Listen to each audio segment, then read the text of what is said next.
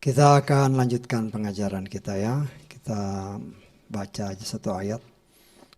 Dari 2 Samuel pasal ke-22 ayat 1. Nanti saudara baca semua. 2 Samuel 22 ayat 1 kita baca sesuai dengan apa yang tertulis di depan ya. 3, 4. Dan Daud mengatakan kepada Yahweh perkataan nyanyian ini. Pada hari Yahweh melepaskan dia dari tangan semua musuhnya dan melepaskan dari tangan Saul. Amin. Silakan duduk. Puji Bapa Yahweh, ini bagian kelanjutan daripada pengajaran Roh Kudus ya. Kita tahu, kita mengulangi sedikit minggu lalu. Setelah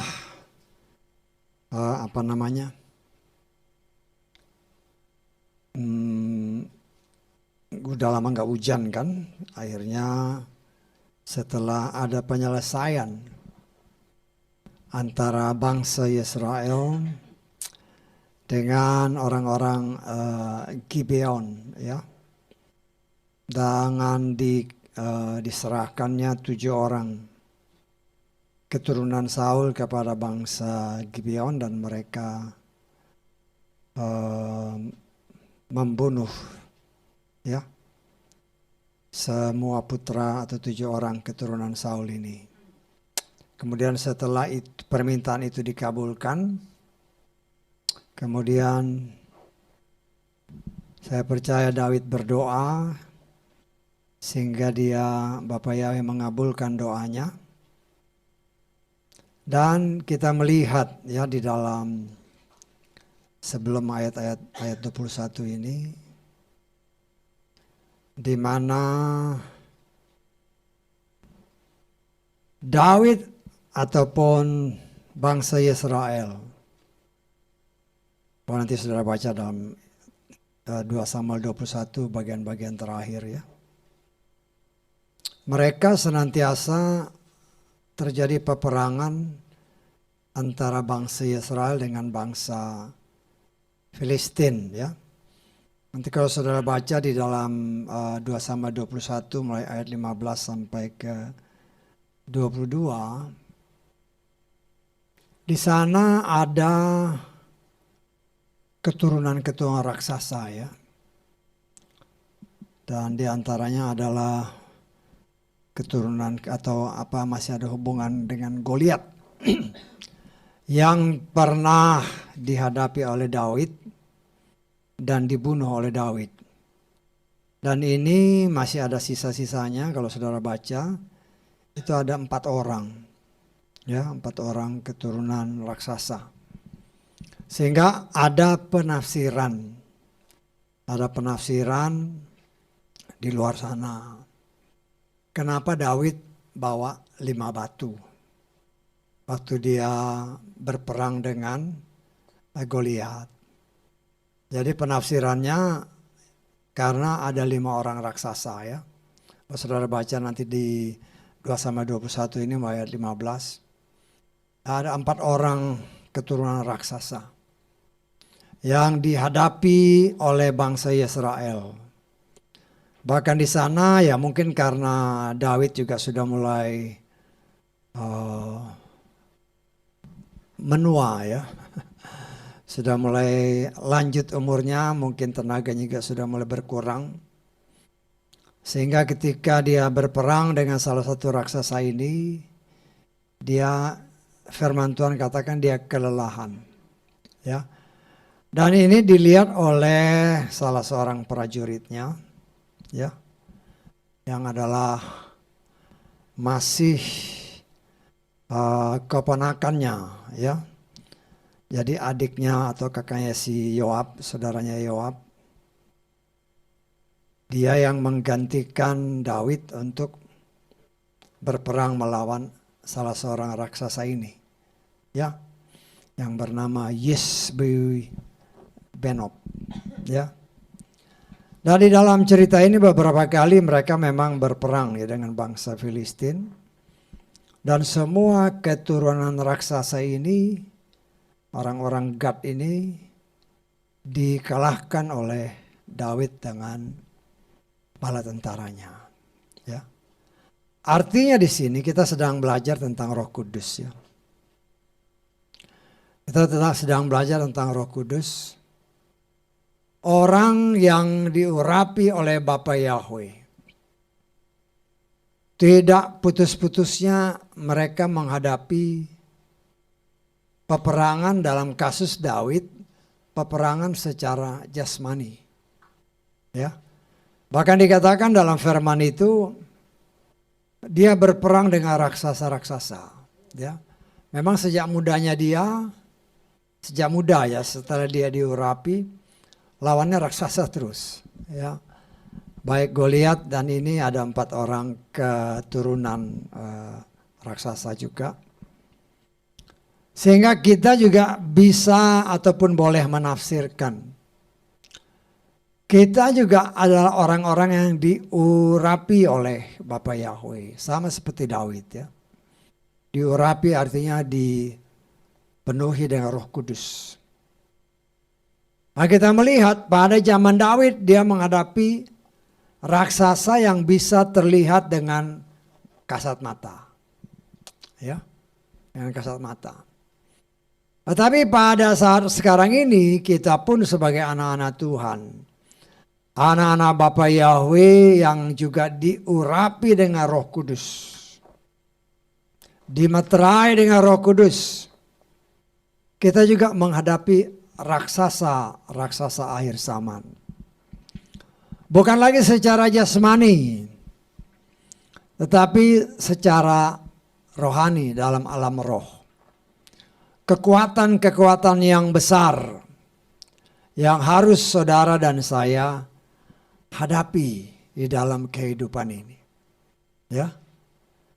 Dan secara mata jasmani Daud dibandingkan dengan raksasa itu ya kecil lah. Mungkin 1:2 atau 1:3. Ya. Kalau itu kan tingginya sekitar hampir 3 meter. Ya mungkin 1:2 lah ya. Atau 1:2,5. Nah, kita melihat di sini ya. Dari cerita Daud melawan raksasa. Atau dalam keadaan zaman sekarang kita melawan si setan. Ya.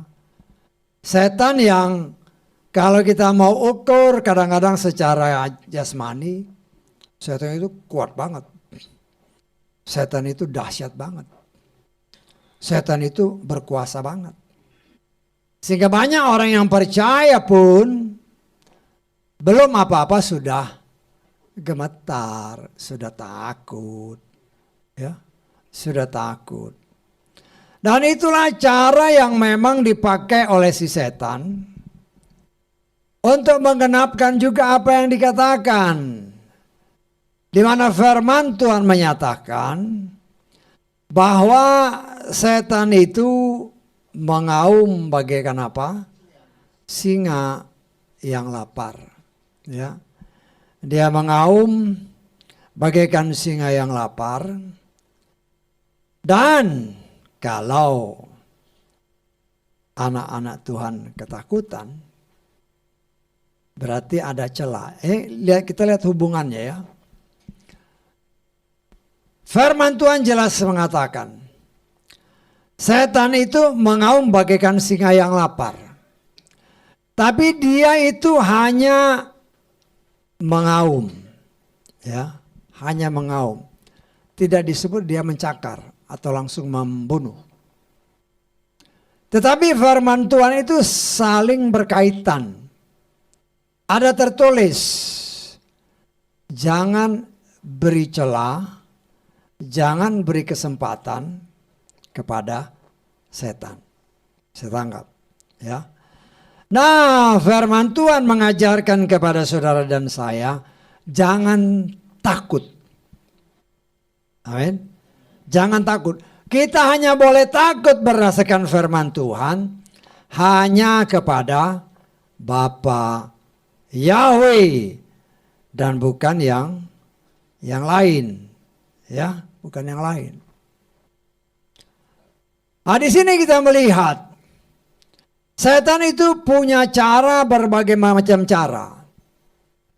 Karena dia tahu ada tertulis, ya, dikatakan oleh firman Tuhan, jangan beri celah, jangan beri kesempatan kepada setan. Artinya kalau kita beri kesempatan, maka setan bisa masuk. Saya tangkap. Ya, kita lihat di dalam Efesus pasal keempat ayat ke-27. Efesus pasal 4 ayat ke-27 berdasarkan terjemahan ini dikatakan, janganlah pula memberi tempat kepada si setan, ya. Jangan memberi tempat kepada si setan. Ya. Ini firman. Artinya Tuhan melarang kita memberi kesempatan, memberi celah kepada setan. Karena itu, ya, firman Tuhan mengatakan di dalam 1 Petrus pasal ke-5 ayat ke-8. 1 Petrus pasal 5 ayat ke-8. Sadarlah, ini diingatkan dulu. Sadar, berjaga-jagalah. Karena musuhmu si setan berjalan sambil mengaum seperti singa untuk mencari seseorang yang dapat ia telan. Perhatikan baik-baik kata-katanya, ya. Di sini tidak ada disebut dia mencakar atau langsung membunuh, tidak. Karena apa? Karena dia tidak bisa menghajar anak-anak Tuhan, anak Bapa Yahweh. Mengerti? Bisa tangkap, ya? Nah, dia mengaum untuk apa? Untuk membuat orang gemetar. Membuat anak Tuhan gemetar. Nah, kalau gemetar berarti kan takut. Sedangkan firman Tuhan katakan, jangan takut kepada apapun, hanya kepada Bapa Yahweh kita boleh takut. Nah, kalau mengaumnya singa kita ketakutan, artinya apa? Kita membuka celah. Saya tangkap. Ketika kita buka celah, ya udah keplak. Saya tangkap maksudnya. Hal-hal ini, ingat ya, setan itu, ya, dia tidak bisa melakukan apapun kepada anak-anak Bapa Yahweh kalau Bapa Yahweh tidak izinkan. Saya tangkap, ya. Nah, tapi setan itu lecek. Memang dia nggak bisa ngapa-ngapain, cuman dia maunya orang takut kan. Karena takut tanpa sadar sudah melanggar firman. Saya tangkap. Karena dia takut melanggar firman, ya itu kesempatan dia masuk. Karena itu firman Tuhan tadi katakan, sadarlah. Sadarlah, berjaga-jagalah. Sehingga walaupun Daud menghadapi raksasa-raksasa, dia tidak takut. Saya tahu. Dia tidak takut. Kita belajar. Memang itu dalam kitab cerita di dalam kitab Samuel itu. Ya Daud ini kan melihat raksasa. Tapi dia nggak gentar. Tidak ada ketakutan. Bahkan dia berani bicara. Ya. Singa sama beruang itu jadi makanan saya. Singa beruang mau merampas domba-dombaku, saya kejar, saya tarik jagutnya, saya bunuh. Apalagi kamu. Itulah yang harus menjadi suatu sikap anak-anak Bapa Yahweh. Ya. Ya, singa dia kan cuma mengaum kita. Itulah permasalahan dan pergumulan dalam hidup kita. Besar suaranya. Mencoba untuk menggentarkan iman kita. Dengan apa? Bukan lagi dengan raksasa yang tinggi-tinggi, tidak. Tapi dengan permasalahan, pergumulan, tantangan, pencobaan. Nah, tapi kan Tuhan begitu sempurna memperlengkapi saudara dan saya. Bapa Yahweh sendiri berjanji. Nah, kalau Bapa Yahweh janji kan, Dia tidak mungkin mengingkari janjinya. Dia sendiri sudah berjanji kepada anak-anaknya. Ya. Tapi seringkali anak-anaknya lupa. Lupa apa? Lupa firman-Nya. Ya. Bapa Yahweh berfirman, pencobaan, tantangan, permasalahan, pergumulan apapun yang Dia izinkan terjadi dalam hidup kita, Dia izinkan ya, Dia izinkan terjadi dalam hidup kita, itu tidak akan pernah melebihi kekuatan kita. Amin. Jadi begitu besar apapun tantangan dan pencobaan, tidak akan bisa melanggar apa yang firman Tuhan katakan. Kita baca 1 Korintus pasal 10 ayat ke-13. Pencobaan tidak pernah menimpa kamu kecuali yang manusiawi. Dan Elohim itu setia. Dia tidak akan mengizinkan, ya. Dia tidak akan mengizinkan kamu dicobai di atas apa yang kamu mampu. Sebaliknya, bersama pencobaan itu, Dia juga akan membuat jalan keluar agar kamu sanggup menanggungnya. Semua ini harus saling berkaitan. Inilah gunanya 5 jawatan yang Tuhan berikan. Para rasul sudah memberikan dengan hikmat yang berasal dari Bapa Yahweh. Karena mereka para murid Tuhan pun menghadapi berbagai macam rintangan, permasalahan dan pergumulan dalam hidup mereka. Tetapi satu hal yang kita lihat, yang banyak disaksikan dalam kitab suci kita. Ya, walaupun dianiaya, walaupun dikejar-kejar, tetapi mereka tetap mengucap syukur. Saya tanggap. Para murid tidak pernah memberikan celah kepada si jahat untuk dengan permasalahan, pergumulan, tantangan, pencobaan yang Tuhan izinkan terjadi, kemudian mereka mengeluh. Tidak ada ayatnya. Ya, bahkan mereka rela kalau mau mati, mati aja. Ya. Mati bagiku adalah keuntungan, kata firman Tuhan. Tapi kalau aku harus hidup bagi Tuhan. Ya. Sehingga para murid yang memang telah diurapi dengan Roh Kudus Bapa Yahweh tidak pernah gentar menghadapi siapapun juga. Tantangan, ancaman, dan pergumulan. Ya. Dia hadapi dengan mengucap syukur. Hanya masalahnya, sulit bagi mereka yang namanya manusia kalau dalam pergumulan mengucap syukur. Ya, kita jujur aja lah. Ketika kita dalam masalah, yang pertama-tama kita lakukan, berpikir dulu, apa yang harus saya lakukan? Padahal terbalik ya. Bisa tanggap? Ketika Tuhan izinkan permasalahan, kita harus ingat ini, Dia tidak akan mengizinkan itu lebih dari kemampuan kita. Bisa tanggap? Artinya, kalau kita diizinkan oleh Bapa Yahweh menghadapi tantangan dan pencobaan, pertama-tama yang harus kita lakukan, Bapa Yahweh, terima kasih.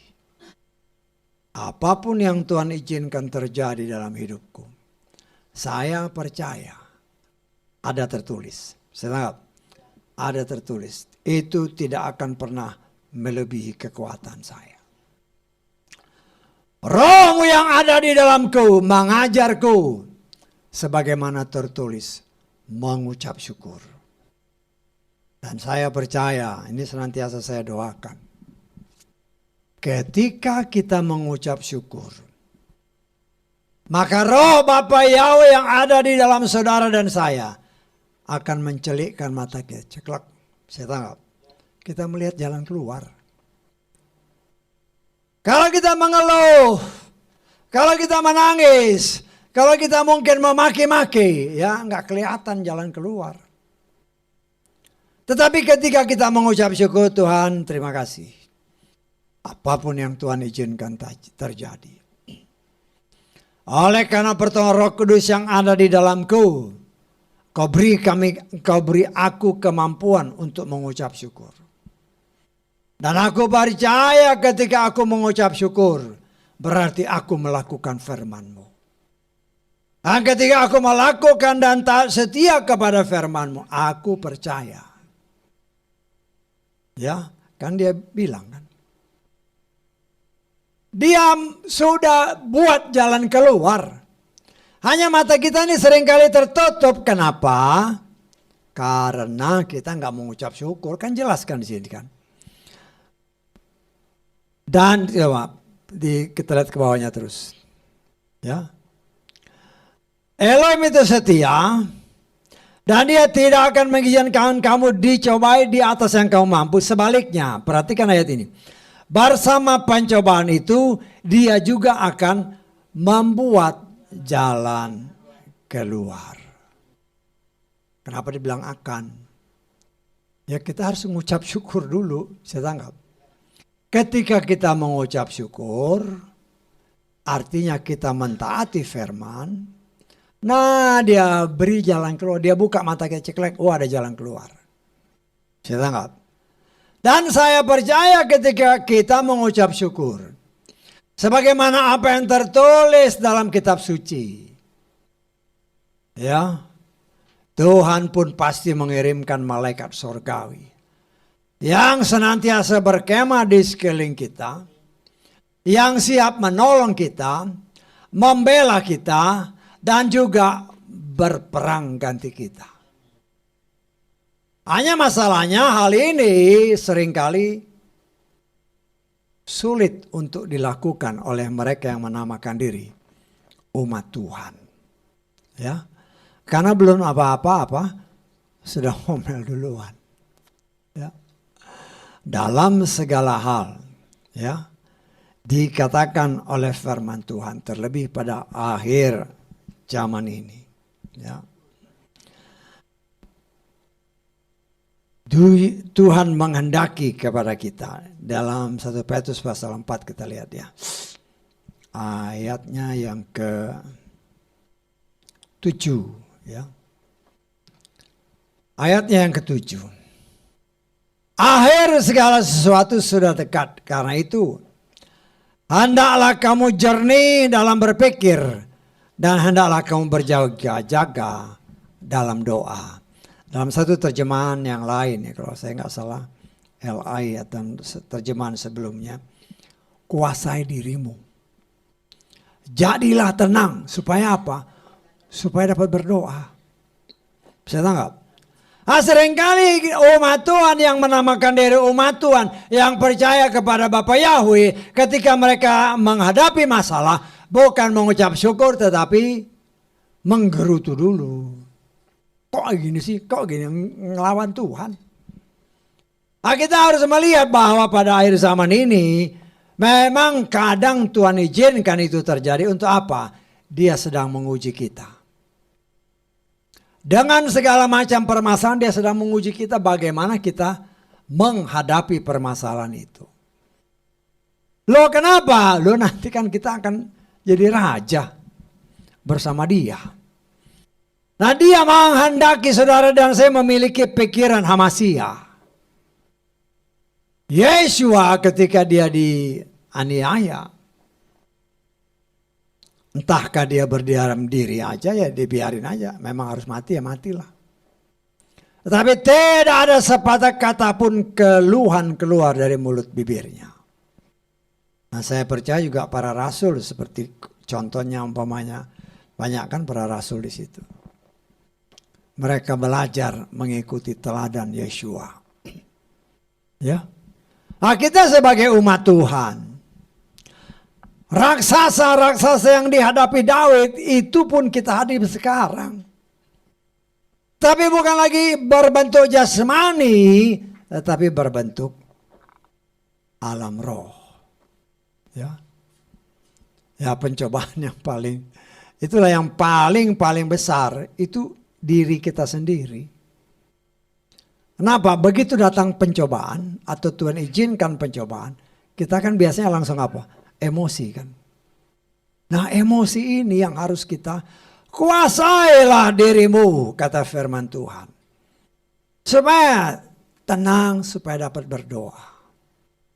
Ya, kalau kita tidak dalam keadaan tenang, nggak bisa kita berdoa.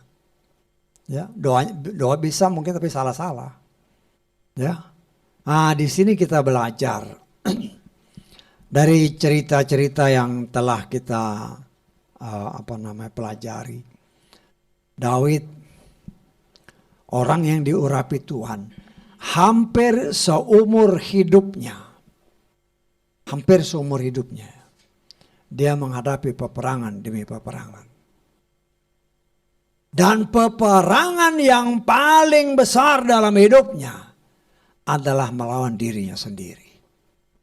Dia kan kalahnya melawan diri sendiri kan. Egonya. Nafsu dirinya sendiri. Itu yang membuat dia jatuh. Ya. Tetapi ketika dia menghadapi orang seperti Goliat, menghadapi musuh-musuh raksasa, dia nggak takut, dia menang. Tetapi ketika dia menghadapi dirinya sendiri, mulai egonya tumbuh. Mulai kedagingannya tumbuh. Mulai egoisnya, keakuannya kelihatan. Kan gak jauh dengan kita, sama aja. Seringkali kita egonya muncul. Ya. Akunya, aku. Nah, ini yang Tuhan mau kita hilangkan semua ego. Segala sesuatu yang bukan berasal dari Tuhan. Ada tertulis, engkau dan saya bukan lagi milik kita sendiri, tetapi milik Bapa Yahweh. Karena itu Tuhan mau kita menguasai diri. Sehingga hidup kita sebagai wakil kerajaan sorga. Wakil Bapa Yahweh di muka bumi ini. Kita memperlihatkan diri saudara dan saya itu berbeda dari orang-orang dunia. Nah, kita dibentuk dengan cara Tuhan yang luar biasa. Ya. Jangan melihat masalahnya. Saya tanggap. Ingat ya, Daud ketika berperang dengan Goliat dengan raksasa, dia bukan lihat raksasanya, tidak. Yang dia lihat apa? Aku beserta dengan Bapa Yahweh. Ya kan? Masih ingat kan ketika si Daud menghadapi si Goliat kan? Kita lihat kan. Kita ulangi sedikit. Dari 1 Samuel 17.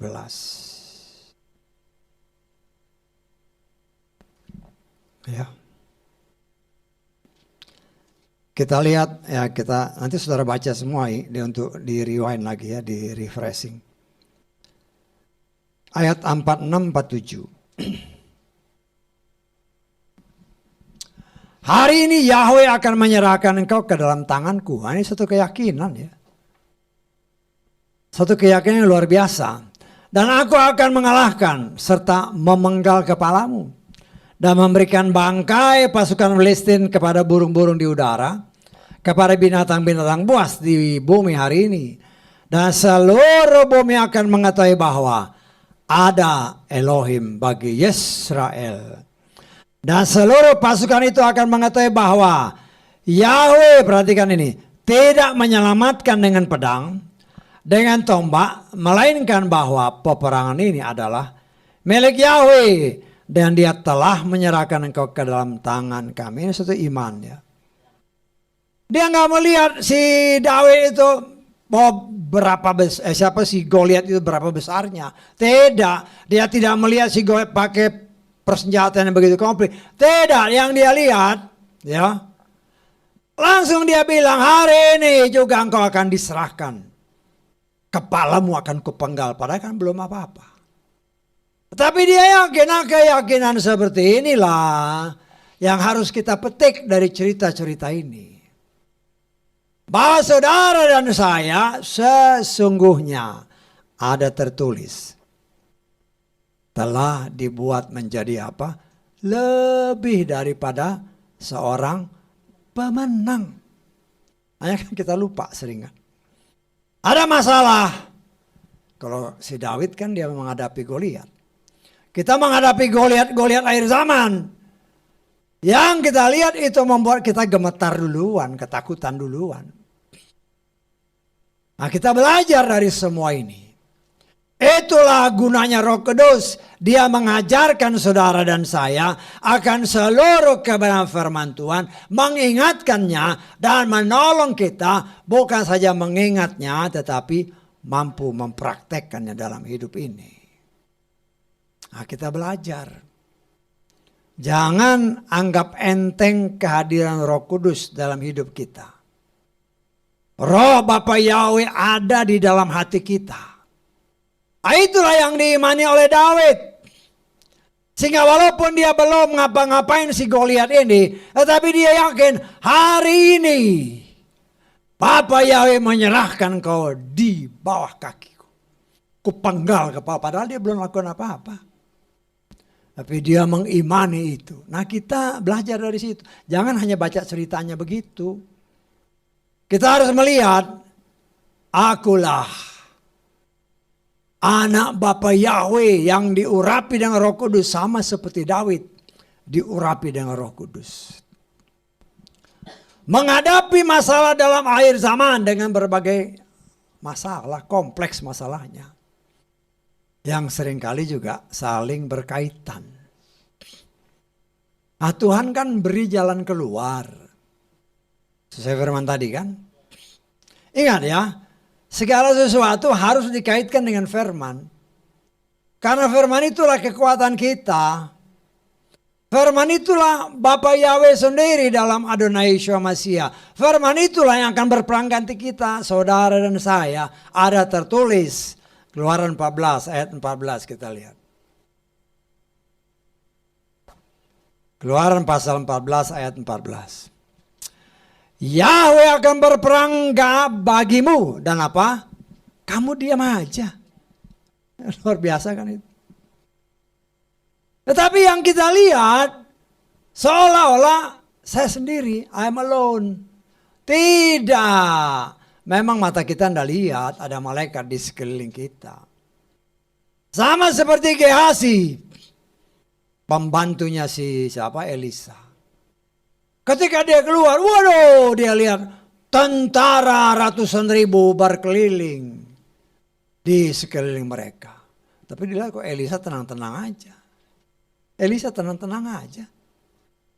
Dia tidak mikir tentara dalam hati, kita bisa berasumsi kan. Dia nggak mikir si Gehazi ini kan mungkin mikir, kok Elisa tenang-tenang aja sih? Kok dia nggak mau peduli dengan tentara yang sudah mengepung mereka ribuan bahkan mungkin ratusan ribu? Dia nggak peduli. Nah, kemudian Elisa berdoa, Tuhan celikkan matanya. Setelah matanya dicelik, wush, dia kaget. Ternyata bala tentara sorgawi ada di sekeliling mereka, memagari Elisa, memagari orang yang benar, memagari orang yang takut akan Bapa Yahweh. Nah, itu bukan cerita asal cerita.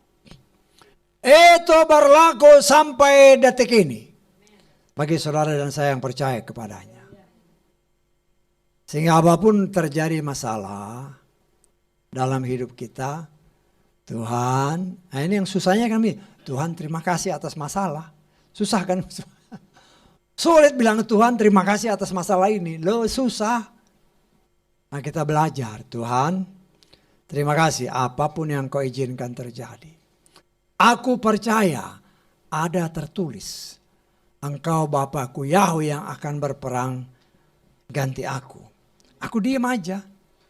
Diam dalam arti apa? Diam dalam arti kita duduk diam di bawah kaki Tuhan. Memuji menyembah Dia. Ketika kita memuji menyembah Dia. Sama seperti Elisa. Malaikat surgawi yang akan berperang. Ganti mereka melawan musuh-musuh ini. Ya, bukan sesuatu hal yang asal ngomong ya. Tetapi ada tertulis. Ya. Ketika bangsa Israel berharap kepada Bapa Yahweh. Dalam satu malam.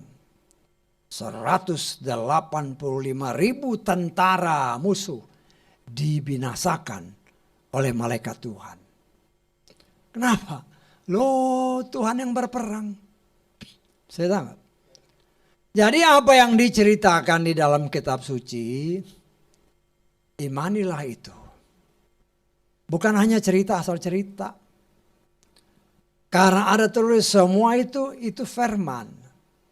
Itu perkataan Bapa Yahweh. Supaya kita mengandalkan apa yang tertulis. Ingat ya, Bapa Yahweh bukan setia sama kita. Ingat itu. Bapa Yahweh bukan setia sama kita, Dia setia sama firman-Nya. Kalau kita mengucap syukur ketika masalah datang, artinya kita ada di dalam firman-Nya. Bisa tangkap? Nah, kalau kita ada dalam firman, Dia yang bela. Dia yang berperang ganti kita. Tapi kalau kita keluar dari firman, ya repot. Bisa tangkap? Nah, kita belajar, situasi belajar itu memang senantiasa terus menerus semakin hari, semakin pintar kita mempraktekannya. Seorang anak katakanlah baru masuk SD kan, baru mulai hitung-hitungkan. Lama-lama kan dia jadi pintar. Begitu juga saudara dan saya. Seringkali permasalahan Tuhan izinkan terjadi. Apa yang kita pertama lakukan? Apakah kita masuk kamar berdiam diri dulu, memuji Dia, mengucap syukur kepadanya, atau kita mau hadapi sendiri dulu? Nah, kita belajar firman Tuhan. Andalkan Bapa Yahweh. Memang tidak pernah tertulis bahwa orang yang percaya kepada Bapa Yahweh itu akan aman-aman aja. Tidak ada ayatnya. Justru ketika kita hidup di dalam Tuhan, setan berusaha sedapat mungkin terlebih pada akhir zaman. Mencelakai orang-orang yang percaya kepada Bapa Yahweh. Tetapi ada tertulis ketika saudara dan saya hidup di dalam firman-Nya. Tuhan tidak akan pernah mengizinkan sepotong rambut pun jatuh oleh tangan si jahat selama kita hidup di dalam Dia. Dan inilah yang kita ambil pelajaran dari Daud dalam dia menghadapi raksasa-raksasa. Jangan melihat raksasa orang-orang, bukan. Ya, tapi raksasa permasalahan, pergumulan. Ya mungkin juga menghadapi orang. Tapi ketika kita menghadapi, tenang. Tenangkan diri kita, berdoa dalam hati. Roh Kudus tolong. Saya tanggap. Ya, Roh Kudus tolong. Tuhan, ingat ya, ketika kita mengutamakan Dia, artinya kita melakukan firman. Dia genapi janjinya. Sudah ada jalan keluar. Itu bukan kata saya, itu ada tertulis. Itu janji Bapa Yahweh. Kita hanya ngomong ya Tuhan, ada tertulis. Dan ada tertulis, aku hanya diam, engkau yang berperang. Kan luar biasa Tuhan kita. Tidak ada satupun Tuhan di muka bumi ini yang disembah oleh manusia yang seperti Bapa kita Yahweh di dalam Adonai Yeshua Mashiach. Yang berperang ganti umat pilihannya Yesrael. Yesrael kalau kita terjemahkan secara bebas. Berasal kata Yasar dan El. Yasar itu lurus. El itu Elohim. Selama umat, ya umat Yesrael. Umat yang berjalan di dalam jalan Bapa Yahweh yang lurus, maka pembelaan Bapa Yahweh ada di sana. Yang seringkali kan kita ini belok. Ya. Nah, kita diajar oleh Tuhan. Nah, di dalam ayat pembacaan yang tadi kita baca. Pada hari Yahweh melepaskan Daud dari tangan Saul dan dari tangan semua musuhnya. Berdasarkan terjemahan saya. Daud senantiasa menaikkan pujian dan penyembahan. Ya. Dia tidak langsung menghadapi dulu. Ya. Dia tahu ketika dia menghadapi permasalahan, dia harus mencari Bapa Yahweh lebih dahulu. Sehingga ketika dia mencari Bapa Yahweh, nah disitulah Bapa Yahweh yang beracara. Ya, nah, kita belajar dari apa yang tertulis. Ya, jangan belajar dari apa yang tidak tertulis, tapi yang tertulis. Ya, nah, kita pernah diingatkan kan, ketika Daud menghadapi masalah, orang-orang dekat dia justru mau merajam dia. Ya, kalau saudara, kita ulangi lagi, kita baca di dalam kitab 1 Samuel pasal ke-30. Nanti saudara baca semua ini ya.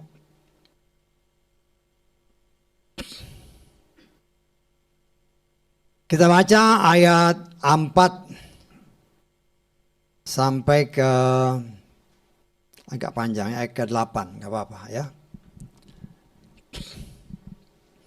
1 Samuel 30 ayat 4 sampai 8.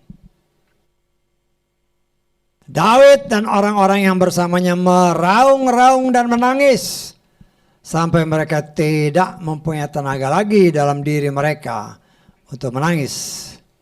Dan kedua istri Daud telah ditawan, Ahinoam dan dari Israel, dan Abigail istri Nabal orang Karmel. Daud sangat tertekan karena orang-orang itu berkata akan merajamnya, sebab jiwa orang-orang itu berduka cita. Masing-masing karena anak-anak lakinya dan karena anak perempuannya. Dan Daud menguatkan dirinya di dalam Yahweh Elohimnya. Lalu Daud berkata kepada Imam Abiatar anak Ahimelek, bawalah efod dekat kepadaku. Abiatar membawa efod itu kepada Daud. Daud menanya Yahweh dengan berkata, haruskah aku mengajar pasukan itu? Dapatkah aku menyusulnya? Dan dia berkata, Yahweh berkata kepadanya, kejarlah, karena engkau pasti dapat menyusulnya dan pasti dapat menyelamatkan mereka. Dalam suasana yang sangat terjepit, Daud mau dirajam. Kalau saudara baca ini kan ketika Daud bersama dengan pasukan berperang dengan di tempat lain. Nah, tempat dia isi anak-anaknya disamperin oleh musuh, kemudian dirampok, dibakar, isi anak-anak semua diambil, dibawa, ditawan. Nah, ini juga sebagai pengajaran bagi kita. Kalau saudara dan saya melayani, jangan lupa bentengi keluargamu. Saya tangkap. Nah, ini yang Daud mungkin lupa. Karena dia kan lagi dikejar-kejar sama si Saul. Kemudian dia mengikuti ya raja-raja sekitar situ untuk mendapat perlindungan dari mereka. Jadi dia berperang untuk orang-orang ini. Nah, suatu saat ketika mereka berperang di tempat lain, istri anak-anak tinggal. Nah, inilah ada celah, setan masuk, habis semua. Keluarga, harta kekayaan dirampas, dibawa lari. Nah, di sini kita belajar. Kalau kita pergi melayani Tuhan, atau kemanapun kita pergi, berdoa, Tuhan, kuserahkan keluargaku. Bungkus mereka, bungkus aku dengan darah-Mu. Saya tangkap. Jadi jangan pergi asal pergi aja. Ya. Kita harus menjagalah Yerusalem kita. bentengi keluarga kita, bentengi diri kita, baru kita pergi. Apa yang dilakukan Daud setelah dia tertekan? Dia cari Bapa Yahweh. Dia berdoa. Ya, dia kan hubungannya dengan para imam ini sangat dekat ya. Si siapa nih? Abiatar ini kan anaknya si siapa? Dikatakan oleh firman Tuhan anaknya Ahimelek.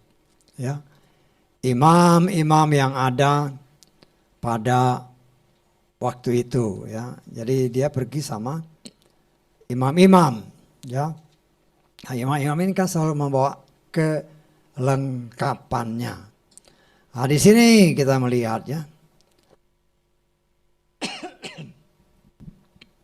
Kita lihat. Tadi dikatakan Ahimelek ya. Betul enggak? Nah, kita harus belajar, kan namanya belajar ya. Kita lihat siapa nih Ahimelek ini. Ya, kita baca ayat 7 tadi. Ayat 7. Lalu Daud berkata kepada siapa? Imam Abiatar anak Ahimelek. Nah, Ahimelek ini siapa? Ya. Karena ini keturunan imam. Kita baca di dalam 1 Tawarikh pasal 24 ayat ke 3. Atau kita baca ayat 2 dulu. 1 Tawarikh 24 ayat 2. Namun Nadab dan Abihu mati terlebih dahulu dari ayahnya mereka. Dan mereka tidak mempunyai anak laki-laki. Ya. Dan Eleazar serta Itamar menjadi imam. Jadi si Harun punya 4 orang anak. Yang 2 sudah mati karena melanggar firman. Tinggal si Eleazar dan Itamar. Kemudian ayat 3. Daud membagi mereka menurut tugas mereka dalam ibadah mereka. Bahkan, nah ini. Sadok anak Eleazar. Dan siapa tadi? Ahimelek ini anaknya Itamar. Itamar ini anaknya siapa? Lupa ya. Itamar ini anaknya Harun. Kan tadi di atas disebut. Jadi Harun punya anak 4. Saya tangkap ya. 4 anak. Yang 2 ini sudah mati. Nadab dan Abihu udah mati karena melanggar firman. Tinggal Eleazar sama Itamar. Tinggal 2. Saya tangkap ya. Dari si Eleazar ini lahirlah Ahimelek. Abiatar tadi, imam tadi, anaknya Ahimelek. Bisa ditangkap. Nanti ditulis lagi di rumah. Jadi si Abiatar, ya. Kalau kita tulis, ya itulah cara Tuhan ngajar kita begitu sih ya. Jadi kita tahu si Abiatar itu siapa. Ternyata garisnya kan begitu. Padahal kalau kita lihat ini, ya kalau lihat dari ayat sebelumnya, tadinya kita juga menduga nih si Itamar nih punya anak gak sih? Ya, karena nggak disebut ya. Tapi coba kita lihat ya supaya kita belajar. Kita baca di dalam 1 Tawarikh pasal 6.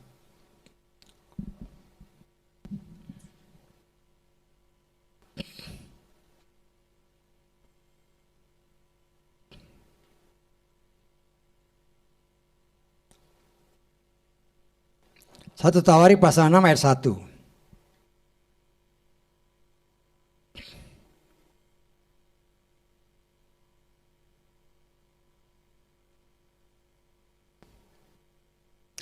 Anak-anak Lewi adalah Gersom, Kehat, dan Merari. Anak-anak Kehat adalah Amram, Yesar, Hebron, dan Uziel. Itu orang Lewi semua. Nah dari Amram ini lahirlah Harun dan Musa dan Miriam. Saya tangkap ya. Tetapi hanya keturunan Harun inilah yang menjadi imam besar. Saya tangkap. Nah dari Harun ini lahirlah Nadab, Abihu, Eleazar, Itamar. Ya. Nah ayat berikutnya Eleazar memperanakan Pinehas dan seterusnya. Sudah baca semua. Saya juga baca. Loh ini Itamar kok nggak ada. Saya tangkap maksud saya. Ini semuanya anak Eleazar ini. Nanti saudara baca lagi, mungkin saya kurang teliti juga, lihat. Tapi saya lihat nggak ada. Kelihatannya baru di dalam 1 Tari 24 ini. Ternyata si Tamar ini punya anak namanya, si Sadok anak. Adapun Daud bersama Sadok, anak Eleazar. Eleazar ini punya anak namanya Sadok, ya. Nah, di sini kita melihat dan si Ahimelek ini anaknya Itamar. Jadi Itamar ini kalau di 1 Tawari 6 tadi nggak ditulis ini Itamar ini. Tapi di sini kita lihat ternyata Itamar itu punya anak. Memang dari 2 anak Harun inilah lahir semua imam-imam besar ya. Nah, di sini tapi memang di sini kita lihat keturunan si Eleazar itu lebih banyak daripada keturunan Itamar. Nah, disitulah nanti dibagikan siapa yang tugas pertama, kedua, ketiga, keempat sampai ke berapa, ke 24 kalau nggak salah. Nah, di situ kalau kita pernah belajar kan pernah diajarkan waktu itu, Denny bilang dikutip dari sini, Abia itu keturunan keberapa, urutan yang keberapa, itu ada di sini. Dari Abia itu baru kita bisa lihat, ya. Kapan Yeshua itu lahir? Bisa tangkap? Ya, itu semua harus dari sini ya. Harus dari sini. Itulah kita belajar. Karena itu ya Tuhan ingatkan, siapa itu Abiatar dalam kitab ketika tadi Siklak diserbu, ternyata Abiatar itu anaknya Ahimelek dan Ahimelek itu anaknya Itamar. Itamar itu anaknya si Harun. Harun itu anaknya Amram seterusnya sampai ke Lewi. Lewi ini kan anak-anaknya si Yakub. Kita perlu belajar itu. Artinya ngerti sedikit-sedikit. Oh ternyata begini. Nah saudara yang dikasih oleh Bapa Yahweh. Firman Tuhan mengajarkan kepada saudara dan saya. Ketika Daud menghadapi permasalahan. Dia datang kepada Bapa Yahweh. Ya memuji Tuhan. Kalau dalam kasus tadi, dia ambil baju efod itu dekat Imam Abiatar, kemudian dia tanya Bapa Yahweh. Dan saya melihat ya bahwa Daud ini adalah juga orang yang senantiasa berkomunikasi dengan Bapa Yahweh. Dia tanya Bapa Yahweh kan. Langsung dijawab. Artinya dia juga seorang nabi. Saya tangkap saudara. Ya. Nabi itu artinya orang yang bisa berbicara dengan, berkomunikasi dengan Tuhan. Sebenarnya nabi dengan rasul itu ya boleh dikatakan ya sama aja. Hanya bedanya nabi itu sebelum Yeshua, rasul itu sesudah zaman Yeshua. Karena kan para rasul ngomong sama Tuhan kan. Pada masalah tanya gimana. Ya. Di sini kita melihat orang yang bisa berbicara dengan Bapa Yahweh. Boleh dikatakan dia sebagai seorang nabi. Daud memang seorang raja, tetapi dia juga seorang nabi. Demikian juga Salomo. Hanya Salomo, ya, karena pengaruh dari orang lingkungan, ya istrinya banyak. Istrinya kan berapa? Ada 700 istri. Gundiknya 300. Ya. Nah, saudara bayangkan, mereka semua bawa berhala-berhala, itulah yang mempengaruhi dia sehingga apa yang dikatakan firman Tuhan. Pergaulan yang buruk bisa merusakkan kebiasaan yang baik, itu memang terjadi. Nah kalau kita melihat nanti saudara baca di rumah semua ayat-ayat dalam 1 Samuel 22 ini. Kalau kita baca 1-2 ayat ya. Kita baca ayat kedua. 1 Samuel 22 ayat 2.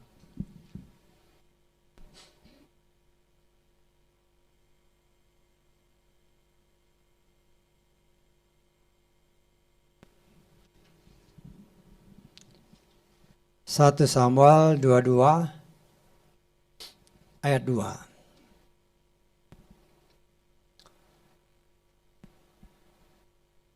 Agak beda ya. Ini 1 Samuel 22 ya.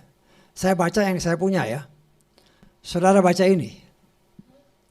Ya, saudara baca ini, saya baca ini. Saya lihatnya beda. Satu Samuel. 2 Samuel, sorry. Salah saya. Kita tadi baca 2 Samuel. 2 Samuel 22 ya kita baca. Ya, ini benar. Dan dia berkata, Yahweh adalah bukit cadasku, benteng pertahananku dan pelepasku. Ada orang yang nggak mengerti firman.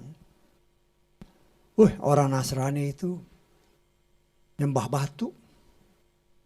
Karena dia bilang Tuhannya bukit batu, cadas. Tuhannya benteng. Jadi dia nyembah itu. Lah inilah yang saya katakan apa? Inilah kiasan.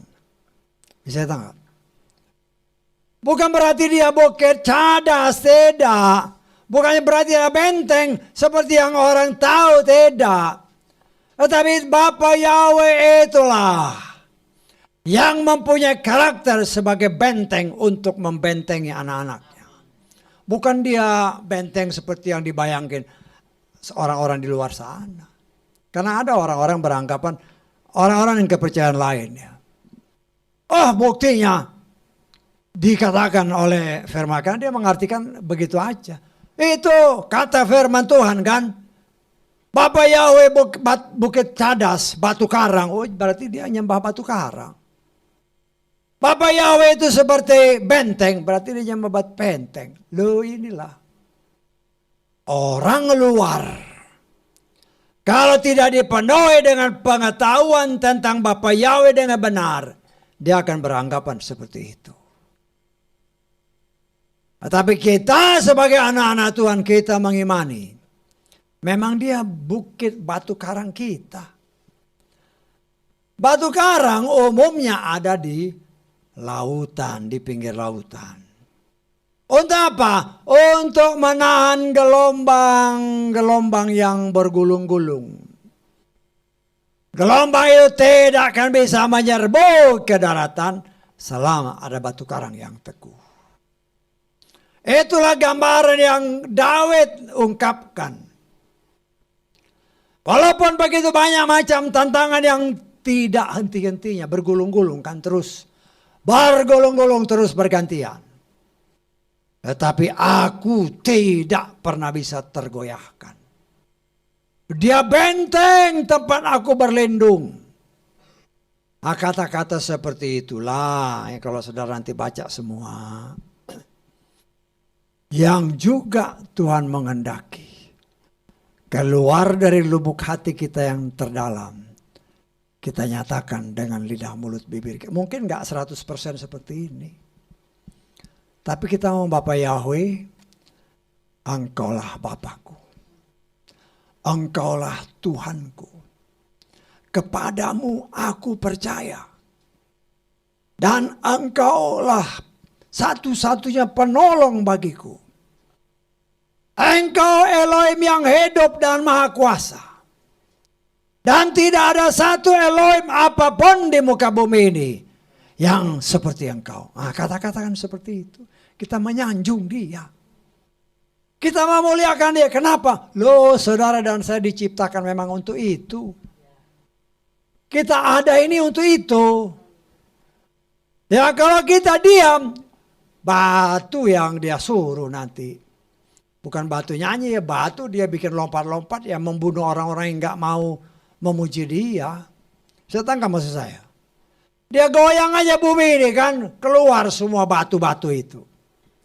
Orang yang tidak mau memuji Bapa Yahweh mati dengan batu-batu itu karena tidak mau mempergunakan apa yang dianugerahkan Bapa Yahweh untuk memuliakan dia. Ya batu-batu itu yang dipakai untuk membunuh ini daripada nggak ada gunanya manusia-manusia ini.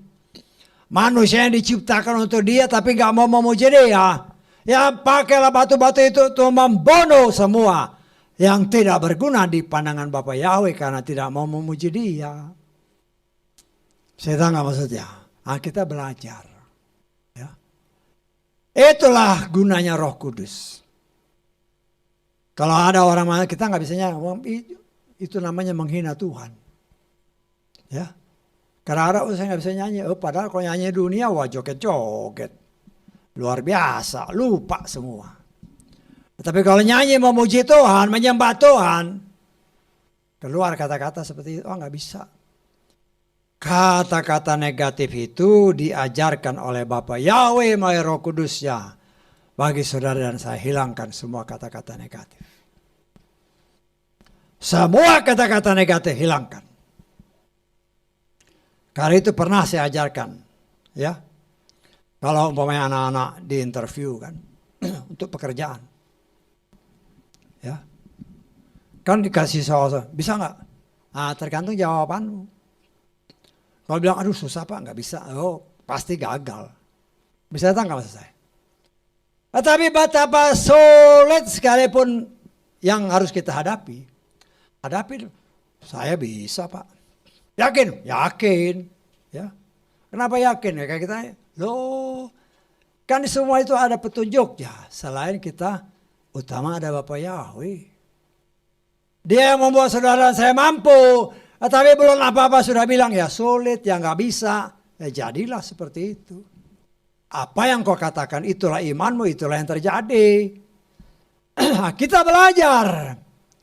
Orang Israel takut menghadapi Goliat, tapi Daud berkata, orang dikatakan dalam firman, orang nggak bersunat itu, aku binasakan dia. Walaupun perbandingannya 1:2 mungkin. Tapi kita melihat iman seperti itu, mengalahkan Goliat yang luar biasa besar, yang ditakuti oleh ribuan, bahkan mungkin ratusan ribu tentara Israel. Tapi Daud tidak gentar. Nah, kita juga kalau disuruh melayani, siap. Ya. Nah, tapi berdoa habis itu, Tuhan tolong aku. Ya. Jangan bilang gak bisa dulu. Bisa karena pertolongan Tuhan. Nah, kalau kita mengucapkan bisa, itu kalau Roh Kudus dengar, akui, mengaku dengan mulutmu, aku bisa. Percaya dengan hatimu. Kan itu firman Tuhan dalam Roma 10 ayat 9 dan 10 kita lihat. Roma 10 ayat 9 dan 10.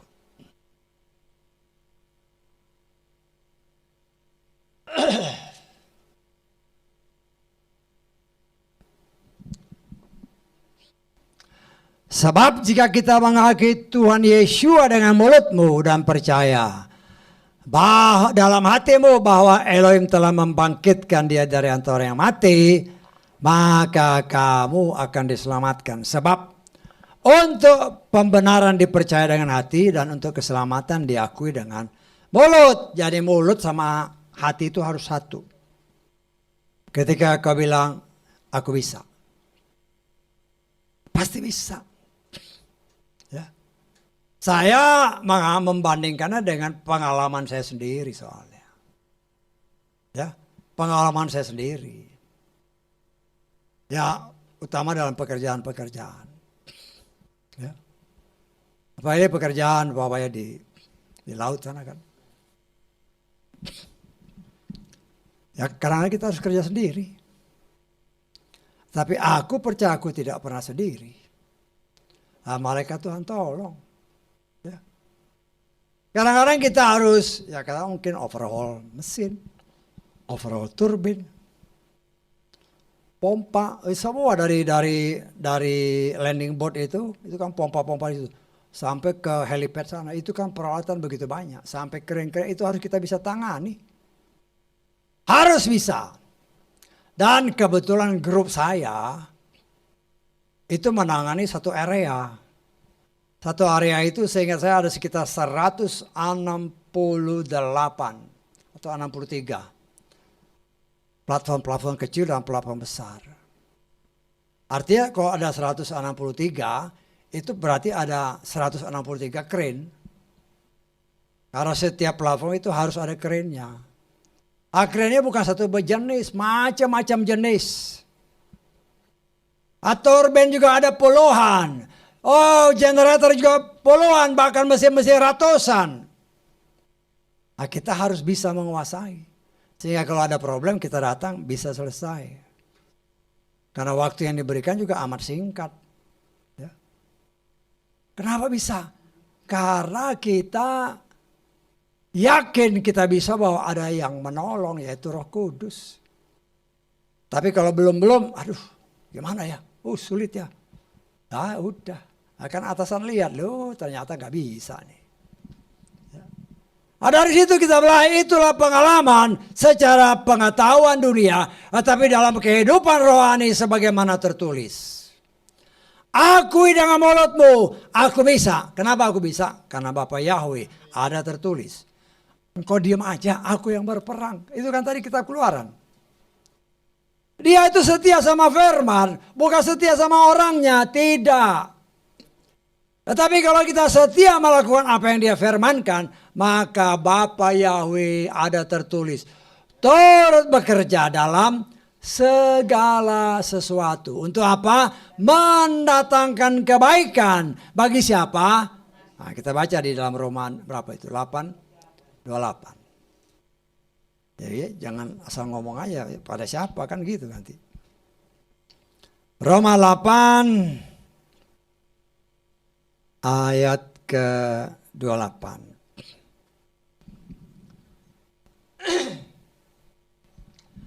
Kita mengetahui bahwa segala sesuatu bekerja bersama-sama untuk apa? Kebaikan. Bagi siapa? Mereka yang mengasihi Elohim. Yaitu bagi mereka yang terpanggil sesuai dengan rencananya. Hanya masalahnya, kan jelas tadi kan? Orang yang mengasihi Yahweh. Ya. Semuanya diatur untuk siapa? Untuk orang yang mengasihi dia. Kalau engkau tidak mengasihi dia, engkau bisa berusaha seperti orang dunia. Tetapi hasilmu tidak sebaik hasil kalau Bapa Yahweh yang campur tangan dalam hidup kita. Bisa tanggap? Termasuk kehidupan rohani kita. Ya. Firman Tuhan mengajarkan kepada saudara Daud dalam cerita-cerita ini. Dia senantiasa, dia berhadapan dengan Saul. Saul itu rajanya. Dia menghadapi juga pertempuran dalam lingkungan keluarganya. Artinya dari dalam dan dari luar dia hadapi permasalahan. Ya kalau masalah keluarga itu salah dia sendiri. Saya tanggap. Masalah keluarga itu karena dia sendiri bikin salah. Di sini kita bisa koreksi. Kalau permasalahan itu dari dalam, ya koreksi diri dulu Tuhan. Mungkin saya salah. Dalam perkataan, dalam pikiran aja salah udah kan Tuhan tahu pikiran kita. Udah mikir ngaco, ada celah. Bisa tanggap. Ingat ya, celah itu mungkin hanya di pikiran. Aduh susah nih. Aduh nggak bisa. Di pikiran. Ini kan celah. Setan masuk. Ya nggak bisa. Jangan. Dia tambah komporin. Bisa datang kamu saya. Kan singa tadi mengaum-mengaum. Kemudian keluar dari mulut kita. Aduh memang susah. Dia tambah gede-gedein. Ya nggak bisa. Jangan. Buat apa kau melayani Tuhan? Jangan nanti banyak masalah. Lah. Nah, itu cara setan. Ada celah dikit. Setan kan tahu pikiran kita. Bisa tahu nggak saya? Setan itu ketika dia berkomunikasi dengan Hawa, sebagian jiwanya dirampas. Dia berusaha duduk lebih tinggi dari Bapa Yahweh. Kan tertulis. Punya cita-cita. Dalam kehidupan manusia kan ada tertulis. Firman Tuhan bertata di mana? Di hati. Dia berkuasa di sini. Secara apa? Secara nyata kita otak di sini, hati di sini. Dia lebih tinggi kan kelihatannya. Tapi di sinilah kita melihat. Karena itu Tuhan mengajar kita. Supaya kita memiliki jiwa Yeshua. Pikiran Yeshua ditaruh. Sehingga antara hati dan pikiran itu satu. Ketika apapun yang Tuhan izinkan terjadi dalam hidup kita, kita berkata dengan positif, dengan Bapa Yahweh, aku sanggup melakukan segala sesuatu. Karena ucapan dan hati satu, maka Tuhan, Dia yang di depan. Dia yang berperang ganti saudara dan saya. Karena itu saudaraku yang dikasih oleh Bapa Yahweh. Memang kita ya secara manusia pikir kok sulit ya. Bukan sulit. Ya. Bukan sulit. Tetapi kita sendiri yang membatasi. Kuasa Tuhan bekerja dalam hidup kita. Sehingga ada tertulis. Tangan Yahweh tidak kurang panjang untuk menolong. Telinga Yahweh tidak kurang tajam untuk mendengar doa kita. Tetapi yang menjadi pemisah apa? Dosa. Ya nanti saudara baca Yesaya 59 ayat 1-2. Dosa inilah yang membuat tangan Tuhan tidak bisa menjangkau kita. Dosa inilah yang tidak membuat Tuhan seolah-olah tidak bisa mendengar doa kita. Sehingga doa kita tidak dijawab. Tetapi apabila kita menenangkan diri, Tuhan, koreksi diri dulu. Ampuni dosaku. Apapun yang Tuhan izinkan terjadi. Pertama-tama aku minta ampun. Mungkin dosa yang sengaja atau tidak sengaja. Mungkin bukan kita lakukan, mungkin di pikiran ini. Pikiran ini sudah berpikir salah. Pandangan Tuhan itu dosa. Minta ampun. Terjadi pemberesan. Maka apa yang dikatakan tangan Bapa Yahweh pasti mencapai hidupku untuk menolongku. Doaku pasti didengar oleh Bapa Yahweh ketika aku mengakui dosa. Nah, karena itu saudaraku yang dikasih oleh Bapa Yahweh. Jangan melihatnya besarnya permasalahan dalam hidup kita. Tetapi lihatlah bahwa Tuhan yang saudara dan saya sembah, yang bernama Yahweh dalam Adonai Yeshua Mashiach, lebih besar dari semua itu. Bahkan Dia berjanji. Jadi kalau saudara berdoa, ngomong, Tuhan ada tertulis. Ya, kita bukan klaim ya, tapi kita bilang aja Tuhan ada tertulis. Keluaran 14 ayat 14. Engkau yang berperang gantiku, aku diam saja. Aku diam di bawah kakimu, kupuji, kusembah, kumuliakan engkau. Cara Tuhan bekerja. Kalau toh Dia memakai kita, dibuatnya tangan kita jauh lebih baik dari sebelum diurapinya. Kalau Dia pakai mulut kita untuk bicara, maka lidah ini diaturnya. Sehingga lidah ini memberikan jawaban terhadap setiap permasalahan. Sehingga kita keluar dari permasalahan. Saya tanggap ya. Nah, kita harus belajar. Nah, tapi kan untuk tahu bagaimana ada tertulis, artinya kan harus baca. Yang menjadi masalah kan karena orang gak mau baca. Tetapi karena kita baca, Tuhan ada tertulis. Kita berkumpul untuk keluarga besar kita kan. Tuhan ada tertulis. 1. Nuh itu orang benar. Istri, anak-anak, mantu-mantunya kau selamatkan. Karena Nuh orang benar. Rahab. Karakternya sebagai pelacur. Tapi karena dia melakukan kehendak Bapa Yahweh dengan menolong orang Israel. Maka keluarga besarnya, orang tua, kakak, adik, diselamatkan. Kepala penjara yang dilayani oleh para rasul. Ketika dia bertobat, ada tertulis, seisi rumahmu diselamatkan. Itu tertulis, ngomong, Tuhan ada tertulis. Dan aku percaya, aku telah dibenarkan oleh kasih karuniamu. Karena itu aku berdoa, untuk semua orang yang ada hubungan darah denganku, ataupun mempunyai ikatan perkawinan denganku dan keluarga besarku. Ketika kita ucapkan itu, di dalam alam roh, dia bekerja. Saya tanggap. Nah, kita hanya imani, Tuhan terima kasih. Kita harus maju ya. Jangan mundur, maju. Dalam iman kita semakin hari semakin meningkat. Karena itu dalam tahap-tahap sekarang kita belajar bagaimana Roh Kudus luar biasa. Karena tugas utama Roh Kudus, dia mengajarkan kita untuk kita mengerti firman. Kemudian dia mengingatkan kita apa yang sudah dia katakan. Karena itulah andalan dan kekuatan kita. Kalau kita mengandalkan itu, maka apa yang dikatakan dalam Keluaran tadi, dia yang berperang ganti kita. Karena ada tertulis,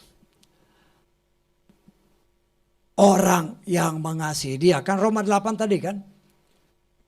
Bagi orang yang mengasihi dia, dia turut bekerja dalam segala sesuatu bagi siapa? Bagi orang yang mengasihi dia. Orang yang mengasihi dia itu siapa? Orang yang melakukan perintahnya. Nah kita belajar. Nah, tapi kan tuduhan setan kan ada aja. Kamu kan masih begini. Loh, memang kita masih belum sempurna. Tapi kita belajar supaya semakin hari semakin disempurnakan. Sehingga tuduhan-tuduhan itu semakin hari semakin terkikis. Sehingga setan tidak bisa lagi melihat celah dalam hidup kita. Dia mungkin masih mengaum. Tetapi tidak akan pernah bisa menjamah kita. Ya, dalam hidup kita, hidup sebagai manusia, setiap hari kita hadapi itu. Auman dari keluarga, dari istri, dari anak, dari suami, dari tetangga, itu kan mengaum semua. Ya, dari tempat kerjaan, ngaum semua itu. Ya, melemahkan kita itu, mengaum itu hanya untuk melemahkan. Tetapi anak Bapa Yahweh tidak bisa dijamah selama mereka diam dalam firman. Di situ kita belajar, Tuhan terima kasih. Ketika kita mengucap syukur, ketika kita memuji menyembah Dia, kita ada tertulis Mazmur 22 ayat 4, Dia bertahta di atas pujian kita.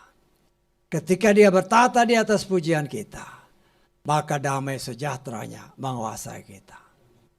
Karena itu maju dan jangan pernah mundur. Haleluya, amin.